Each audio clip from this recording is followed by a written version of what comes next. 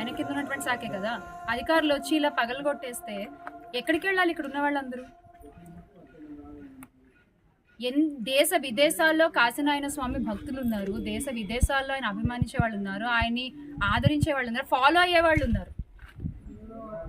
దానికి ఈ రోజున గండి కొడుతున్నారు మీరు.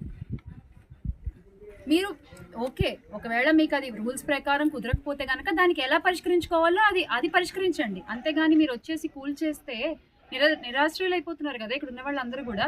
అదొక్కటే మేము చెప్పదలుచుకున్నది.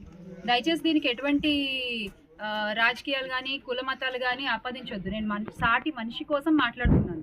ఆకలి అనేది అందరికీ ఉంటుంది కాబట్టి దాని గురించి మాట్లాడుతున్నాను నేను, అంతే. ఇక్కడ ఇంతర బాబాల్లాగా కాశీనారాయణ స్వామి ఎప్పుడు కూడా మ్యాజిక్లు చేయలేదు, జిమ్మిక్కులు చేయలేదు, నాకు ఇంతంత విరాళాలు ఇవ్వండి అని చెప్పలేదు, లావిష్ లైఫ్ ఏది లీడ్ చేయలేదు. సామాన్యుడిగా ఆయన బతికాడు. బతికినంత కాలం ఆయన చేతైనంతలో అన్నదానం అందరికీ చేశారు, చేయించారు.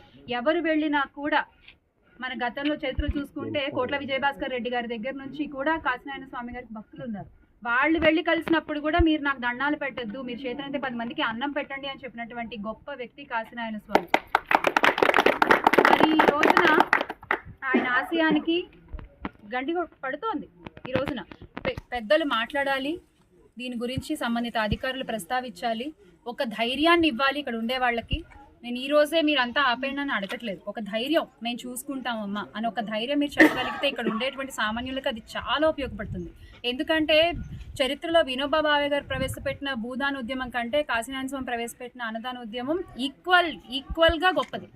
ఖచ్చితంగా మనందరం దానికోసం నిలబడాలి. అందరం చేయి కలిపితేనే ఇది సాధ్యమవుతుంది. దయచేసి మీరు అందరూ కూడా ఈ ఉద్యమంలో, ఈ అన్నదాన ఆగిపోకుండా చూసేటువంటి ఉద్యమంలో కలిసి నడుస్తారని ఆశిస్తున్నాను.